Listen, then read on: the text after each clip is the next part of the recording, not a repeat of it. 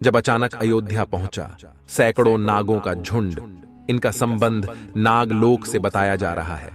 आखिर राम मंदिर प्राण प्रतिष्ठा से पहले अचानक इतने सारे चमत्कार क्यों हो रहे हैं? सबसे पहले गिद्धों का झुंड राम मंदिर के आसपास दिखाई दिया, जिसे जटायु के वंशज कहा जा रहा है। लोग इनकी पूजा कर रहे हैं।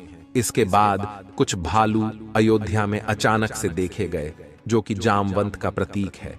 लेकिन अब एक ऐसा चमत्कार देखने को मिल रहा है जो अयोध्या के लोगों के लिए ही खतरा साबित हो रहा है।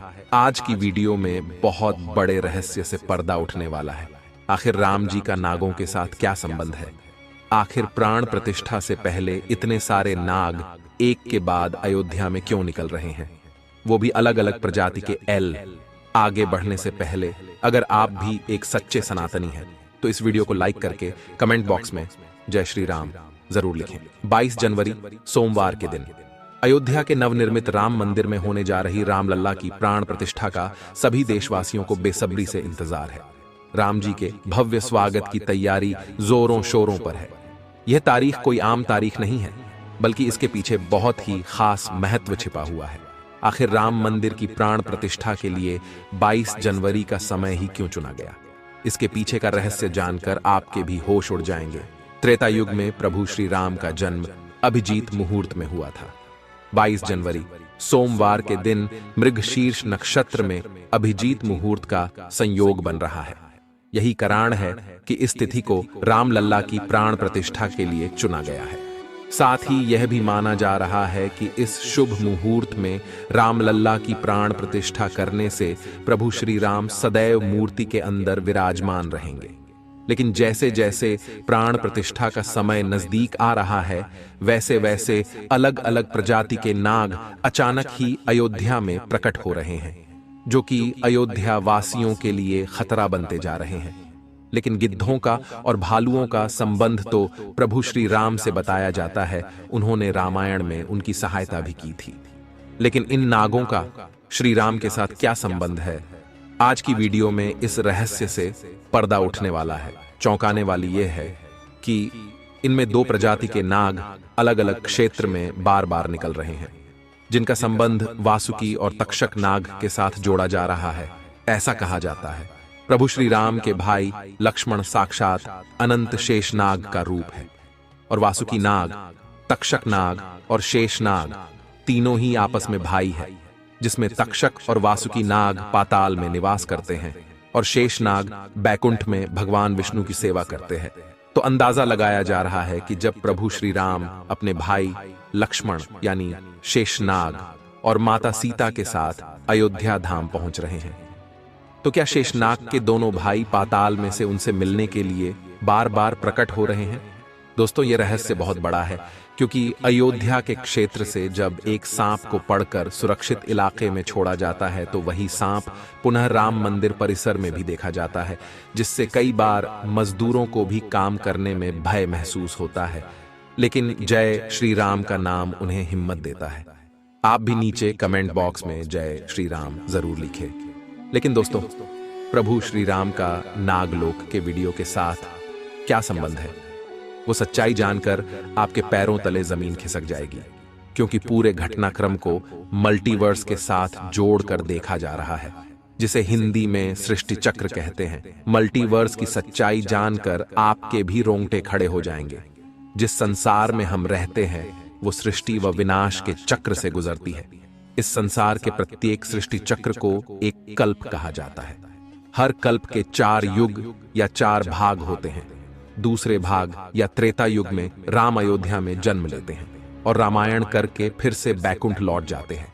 यानी कि अगर आप इस पृथ्वी पर अपना जीवन यापन कर रहे हैं, आप जो घटनाक्रम कर रहे हैं वही बराबर घटनाएं किसी और यूनिवर्स या कल्प में आपके ही रूप के साथ पुनः होने वाली है या फिर हो चुकी है। आगे मल्टीवर्स की सच्चाई को साबित करने के लिए एक ऐसी पौराणिक घटना आपको बताएंगे, जिसे जानने के बाद आपको भी मल्टीवर्स की सच्चाई पर यकीन होने लगेगा। इस दुनिया में केवल 3 विद्वानों को मल्टीवर्स को देखने की और उनमें जीने की, टाइम ट्रैवल करने की इजाजत दी गई है, जिसमें पहले है वासुकी नाग, दूसरे हैं तक्षक नाग और तीसरे हैं काकभूषुंडी देव। तक्षक और वासु की नाक के बारे में हम आपको बता चुके हैं, लेकिन सवाल उठता है, आखिर काकभुशुंडी कौन है और आखिरी इन्हें प्रभु श्री राम ने अमर कैसे बनाया। वेदों और पुराणों के अनुसार काकभुशुंडी ने 11 रामायण और 16 महाभारत देखी हैं। वह कल्प के अंत तक अपने शाश्वत स्वरूप में जीवित रहेंगे। भगवान राम ने ही काकभुशुंडी को अमर बनाया था। कौए के रूप में अपने एक जन्म के दौरान काकभुशुंडी की मुलाकात बालक राम से हुई। प्रभु खेल रहे था और उसने उसे पकड़ने की कोशिश की। समय आने पर काकभुशुंडी को भगवान के मुख के दर्शन हुए। बालक राम के मुख में आकाश गंगाओं और ब्रह्मांड को देखने के बाद काकभुशुंडी ने भगवान राम से दूर उड़ना बंद कर दिया और उनके पास लौट आए। काकभुशुंडी ने भगवान राम को न पहचानने के लिए क्षमा मांगी। भगवान ने उन्हें दिव्य मुस्कान दी और काकभुशुंडी से उनकी इच्छा पूछी। काकभुशुंडी ने कहा कि वह भगवान राम के प्रति अपनी भक्ति हमेशा हमेशा के लिए करना चाहते हैं। काकभुशुंडी के प्रेम और समर्पण से प्रसन्न होकर भगवान राम ने उन्हें आशीर्वाद दिया कि काल काकभुशुंडी को नहीं मार सकता और वह इस कल्प के अंत तक जीवित रहेंगे, जिसके बाद सृष्टि के 27 चक्रों तक जीवित रहे। उन्हें अमरता का वरदान प्राप्त हुआ। वे कौवे के रूप में जीवित रहे क्योंकि उन्हें भगवान राम के निकट रहने का अवसर मिलता। जब भी भगवान राम का जन्म होता है, वह अयोध्या जाते हैं और भगवान राम को एक बच्चे के रूप में बड़े होते और खेलते हुए देखते हैं। यह भी हो सकता है काकभुशुंडी अयोध्या में भी हाल फिलहाल मौजूद हो और राम मंदिर के निर्माण कार्य को अपनी आंखों से देख रहे हो। यानी कि यह तीनों विद्वान अपनी मर्जी से किसी विकल्प यानी यूनिवर्स में जा सकते हैं, टाइम ट्रेवल कर सकते हैं। और अयोध्या में अचानक से नागों का पाया जाना, वो भी राम मंदिर प्राण प्रतिष्ठा से पहले, तो इनका संबंध भी वासुकी और तक्षक नाग से लगाना गलत नहीं होगा। इन नागों के दर्शन मात्र से भक्तों का उद्धार हो जाता है। लेकिन कई लोग होंगे जो अभी भी मल्टीवर्स यानी सृष्टि चक्र को मानने को तैयार नहीं होंगे। लेकिन आगे हमें कैसे कहानी, एक ऐसी सच्ची कहानी आपको बताने जा रहे हैं जिसका संबंध रामायण से जुड़ा है, और इसे जानकर आपको विश्वास हो जाएगा कि मल्टीवर्स वास्तव में होता है। जिस तरह दुनिया में आने वाला हर इंसान की मृत्यु निश्चित होती है, उसी तरह इंसान रूप में जन्म लेने वाले भगवान के अवतारों का भी इस धरती पर एक निश्चित समय है। वो समय समाप्त होने के बाद उन्हें भी अपने प्राण त्याग करके अपने लोक वापस लौटना पड़ रहा था। उसी प्रकार भगवान श्री राम भी इस लोक को छोड़कर वापस विष्णु लोक गए। भगवान श्री राम के मृत्यु में सबसे बड़ी बाधा उनके प्रिय भक्त हनुमान थे, क्योंकि हनुमान के होते हुए यम की इतनी हिम्मत नहीं थी कि वो राम के पास पहुंच चुके। लेकिन स्वयं श्री राम से इसका जो हल निकाला वो मल्टीवर्स यानी सृष्टि चक्र के साथ जुड़ा हुआ है। एक दिन राम जान गए कि उनकी मृत्यु का समय हो गया था। वह जानते थे कि जो जन्म लेता है उसे मरना पड़ता है। उन्होंने कहा कि यम को मुझ तक आने दो, मेरे लिए वैकुंठ, मेरे स्वर्गिक धाम जाने का समय आ गया है। लेकिन मृत्यु के देवता यम अयोध्या में प्रवेश करने से डरते थे, क्योंकि उनको राम के परम भक्त और उनके महल के मुख्य प्रहरी हनुमान से भय लगता था।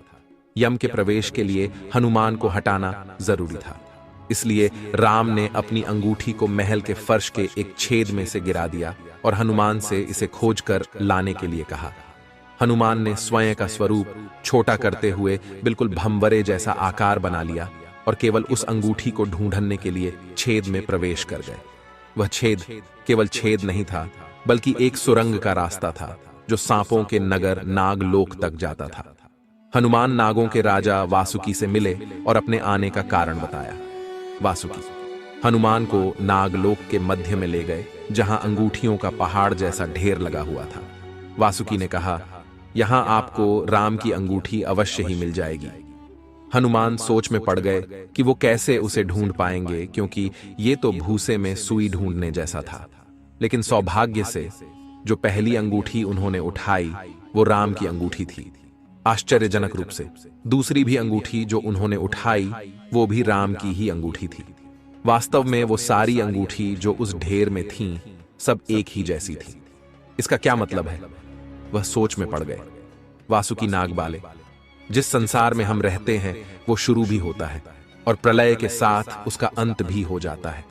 प्रत्येक कल्प में चारों युग आते हैं और समाप्त भी होते हैं, और हर सतयुग के अंत में एक वानर इस अंगूठी का पीछा करता है और पृथ्वी पर राम मृत्यु को प्राप्त होते हैं। इसलिए यह सैकड़ों हजारों कल्पों से चली आ रही अंगूठियों का ढेर है। सभी अंगूठियां वास्तविक हैं। अंगूठियां गिरती रहीं और इनका ढेर बड़ा होता रहा। भविष्य के रामों की अंगूठियों के लिए भी यहां काफी जगह है। हनुमान जान गए कि उनका नाग लोक में प्रवेश और अंगूठियों के पर्वत से साक्षात कोई आकस्मिक घटना नहीं थी।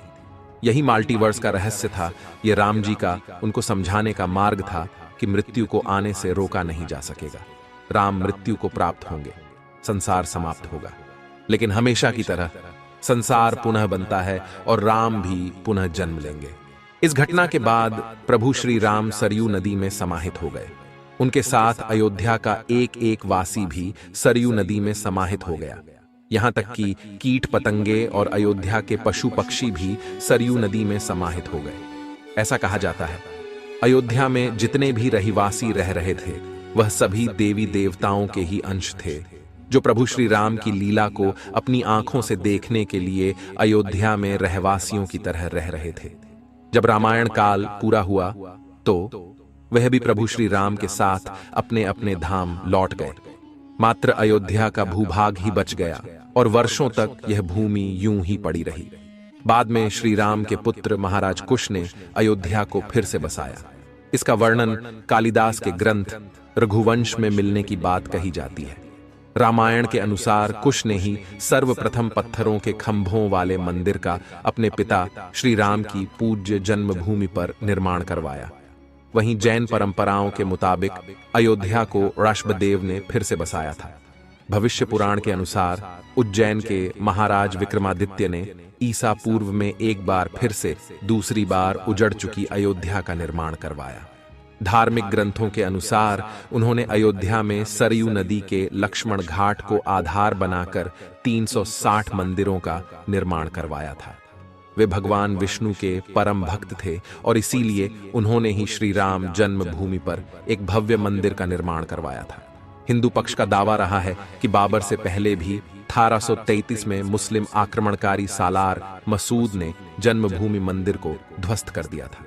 अयोध्या में राम जन्मभूमि मंदिर पर विवाद की कहानी की 1528 से शुरू हुई। हिंदुओं का दावा रहा है कि मुगल आक्रमणकारी बाबर ने उस पवित्र जगह को तोड़कर उस पर मस्जिद का निर्माण करवा दिया। अयोध्या राम जन्मभूमि। बाबरी मस्जिद विवाद पर अपना ऐतिहासिक फैसला देते समय सुप्रीम कोर्ट ने उन सिख ग्रंथों को भी अहम सबूत माना है, जिसके मुताबिक सिख धर्म के संस्थापक गुरु नानक देव जी आक्रमणकारी बाबर के भारत आने से पहले ही भगवान राम की जन्मभूमि के दर्शन के लिए अयोध्या पहुंचे थे। गुरु नानक देव जी 1510 से 1511 के बीच अयोध्या आए थे, जबकि बाबरी मस्जिद 1528 में बनाई गई थी। इतिहासकारों के अनुसार वहां पर बाबर के कहने पर उसके एक सूबेदार ने मस्जिद का निर्माण करवाया था। 23 दिसंबर 1939 को राम जन्मभूमि मंदिर के इतिहास में एक बार से जबरदस्त मोड़ आ गया। उस दिन रामलल्ला की प्रतिमा मस्जिद के अंदर अचानक से विराजमान पाई गई। ये विवाद इतना बढ़ा कि आखिरकार तत्कालीन सरकार उस ढांचे को विवादित मानकर उस पर ताला लगवा देना पड़ा। ढांचे के अंदर नमाज रुक गई, लेकिन बाहर राम चबूतरे और परिसर के बाकी हिस्सों में पूजा अर्चना निरंतर चलती रही। 6 दिसंबर 1992 को अयोध्या में राम जन्मभूमि आंदोलन से जुड़े लाखों कार सेवक जुटे थे। उन्होंने ही उस विवादित ढांचे को ध्वस्त कर दिया। भगवान रामलल्ला ढांचे से निकलकर अस्थाई टेंट में आ गए। यानी कि राम मंदिर का इतिहास बहुत बड़ा है। कई लोगों के संघर्ष की कहानी है और कई कार सेवकों के बलिदान का प्रतीक है। भले ही हम इस संघर्ष में भाग नहीं ले सके, लेकिन यह हमारा सौभाग्य है कि हम राम मंदिर को बनता हुआ अपनी आंखों से देख रहे हैं। अगर आज की यह खास वीडियो आपको पसंद आई है तो सच्चे सनातनी इस वीडियो को लाइक करके हमारे चैनल को सब्सक्राइब जरूर करें।